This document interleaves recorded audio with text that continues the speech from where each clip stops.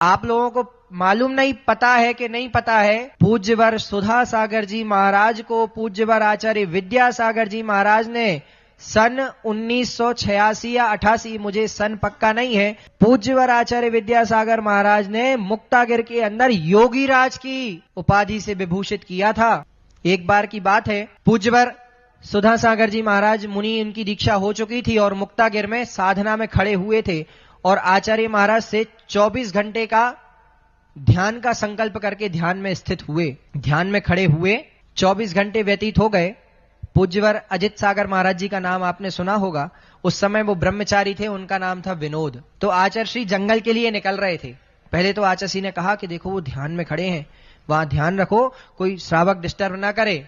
तो वहां सब ब्रह्मचारी लोग जो थे वो सब रखवाली कर रहे थे, महाराज को कोई डिस्टर्ब ना करे। और 24 घंटे जैसे ही व्यतीत हुआ तो महाराज के मन में चल रहा था कि हाँ, अब हम अपनी साधना का कायोत्सर्ग करके बैठ जाएं। उतने में आचार्य महाराज जंगल के लिए उसी रास्ते से निकले, उनके सामने से। तो ये अजित सागर जी महाराज जो ब्रह्मचारी विनोद भैया थे, उनसे इन्होंने कहा, आचार्य श्री जी ने, क्यों ब्रह्मचारी जी, अमृत धारा है क्या? तो ब्रह्मचारी ने कहा, मैं अब भी लेके आता हूं। तो वो विनोद भैया गए और अमृत धारा लेकर के आए और आचार्य श्री ने स्वयं, आचार्य श्री विद्यासागर जी महाराज ने स्वयं अमृत धारा लेकर के पूज्य महाराज जी के सिर में लगाई, नाभि में लगाई और लगा करके हाथ जोड़ के क्या बोलते हैं, जय हो योगीराज की। आचार्य श्री जी के शब्द उन्होंने कहा, जय हो योगीराज की। और इतना कहकर के जंगल चले गए।